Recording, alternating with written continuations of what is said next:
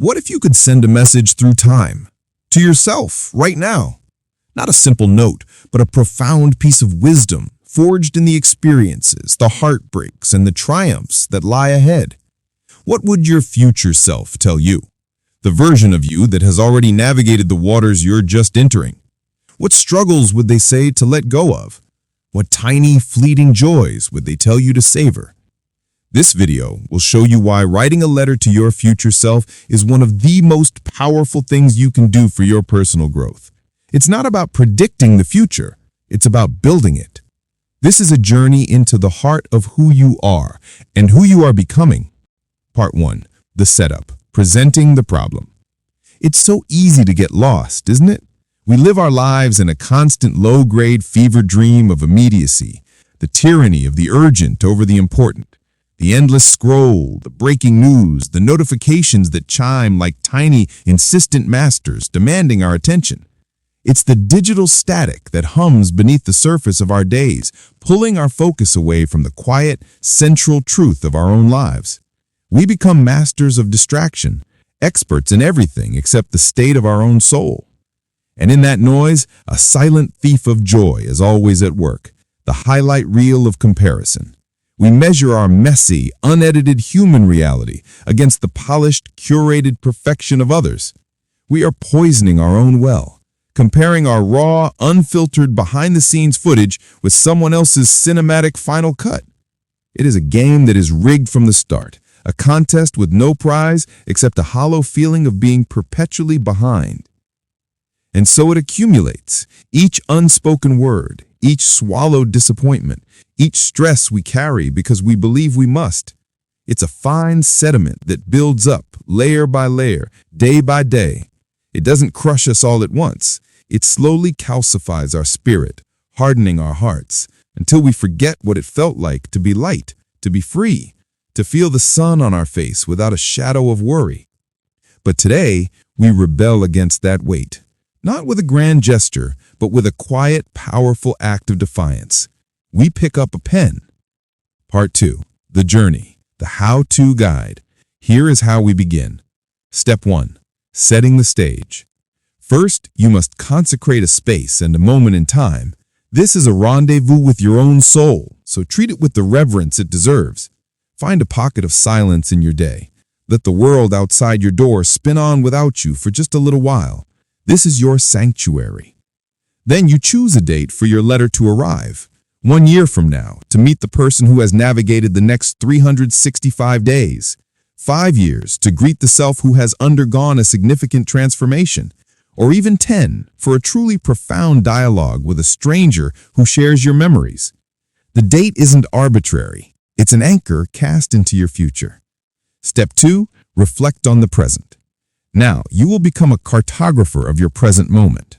Map out the landscape of your life exactly as it is. This requires a courageous vulnerability. Write down what you're proud of, even if it feels small. Acknowledge the struggle that feels all-consuming, giving it shape with your words. What melody is your heart singing right now? And what is the low, discordant hum of your anxiety? Detail the people who feel like sunlight and the situations that feel like shadow. Capture everything. Step 3. Define the future. With the present mapped, turn your gaze forward and become a dream caster.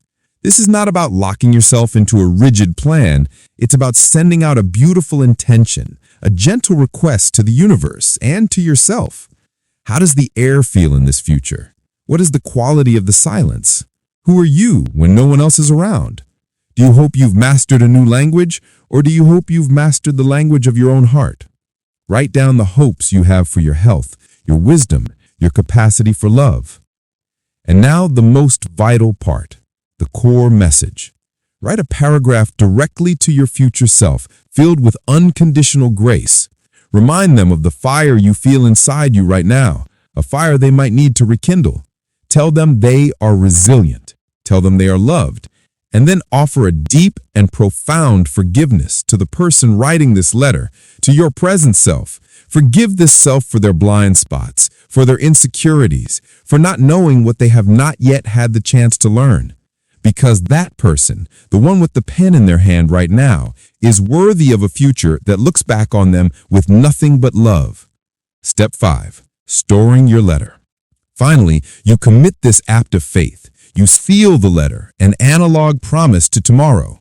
Or you type it into a digital vessel like Future Me, casting the bottle into the sea of tomorrow. The act of letting it go is the final step. You trust that it will find you when you need it most. And it will. One day, when you least expect it, it will arrive. Not as an alarm or a notification, but as a time-traveling ghost, a love letter from the other side of your own becoming. And its message will be simple, and it will be everything. It will remind you that pain was never a sign that you were broken, but the unmistakable signal that you were growing, stretching, breaking out of a shell that had become too small for your soul. It will whisper that control was always an illusion, and your greatest power was never in managing every outcome, but in mastering your response to the beautiful, unpredictable chaos of life. It will show you with breathtaking clarity that busyness was never the same as purpose, that a full calendar is not the same as a full life, and your greatest achievements were not the goals you chased, but the moments of presence you managed to inhabit fully.